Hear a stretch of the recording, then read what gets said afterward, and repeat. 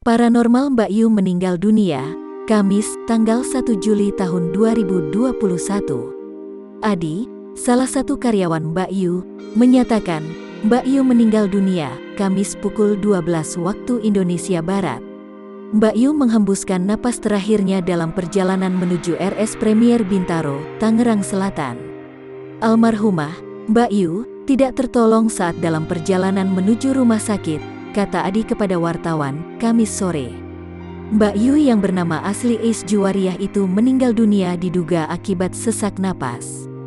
Dari semalam, Rabu malam, sampai Kamis tadi siang, Mbak Yu sesak napas hingga dibawa ke rumah sakit, ucap Adi. Mewakili keluarga Mbak Yu, Adi meminta maaf jika ada kesalahan Mbak Yu. Untuk sedulur Mbak Yu dimanapun berada, mohon maaf kalau selama ini Mbak Yu ada salah, khilaf, baik sikap dan perbuatan, kata Adi.